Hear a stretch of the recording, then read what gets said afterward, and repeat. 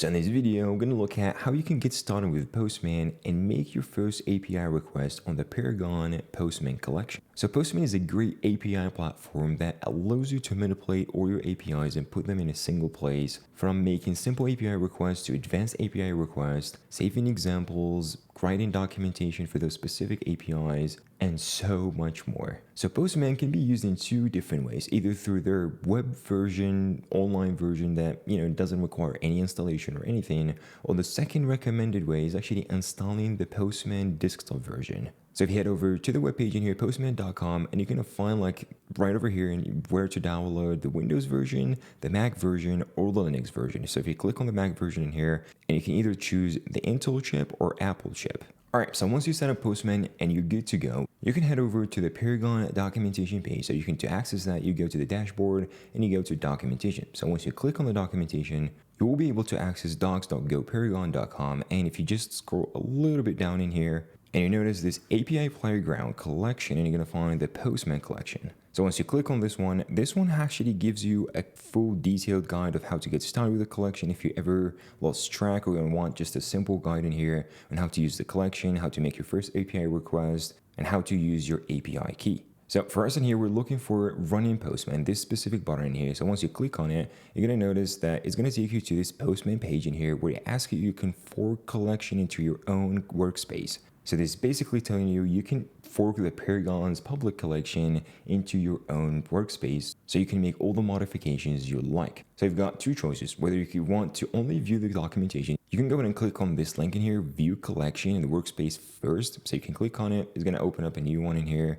So if I go and actually look into this one, this is actually going to open it on the web version, exclusively in here. And you're going to notice that you'll be able to access the Perigon public endpoints. So these are all the public endpoints available on the Perigon API, from articles, stories, people, sources, and so on and so forth. So you can actually look in every single one of these. For example, articles. If you ever click on this one, it's going to take you to the articles page in here with all the different parameters that are available. If you want to, for example, look at sources in here, it's going to take you to that same thing. And you can just double check that is everything going on. And of course, you can play around with the API however you like. Now, the other best option that you can go with is actually forking the collection into your own workspace. So just hit fork collection button on the previous webpage that we've seen before. So this will take you to forking a collection in here. So it will ask you for a fork label. So you can name this whatever. Let's say I want to name this Perigon Public Fork, and this is actually where I want to fork it. So whether on my workspace or if you have a different workspace, for example, I'm going to use my workspace in here. I'm going to do fork collection and make sure to enable this watch original collection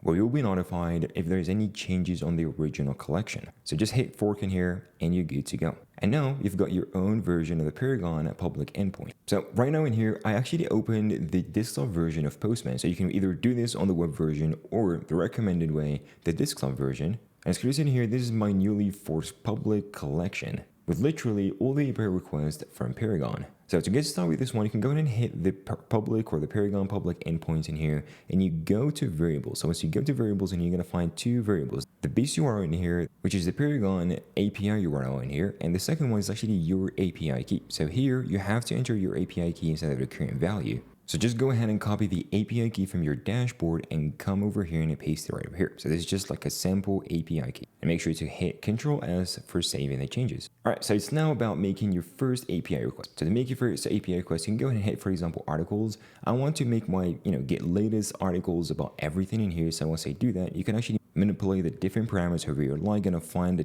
a simplified description of each of the parameter fields in here. Now, to make your first API request, go ahead and do send in here. And once you do that, you're gonna find a sample response of all the recent articles. For example, let's say you want to change the query in here, so you can go ahead and enable the query parameter in here. And let's say I want to search about Tesla. So I can do the same thing, hit send in here, and this will actually go query everything or all the recent articles about Tesla. If you want to see a little bit more advanced examples, you can go ahead and actually open up this collapsible, and you're going to find different examples from when you get a 200 success response or a 400 bad request or invalid API key, different responses saved for you in here. So let's say I want to go ahead and look at this. I can go and open it up. You're going to find, an already saved example query with all the different parameters like the title, using the query parameter in here with or, and there's actually a saved JSON response right over here for you so you can check how things work. And basically the same thing works for stories, people, sources, and every other single endpoint. So Postman provides a lot of features. It makes it very, very easy to use and make your first API request.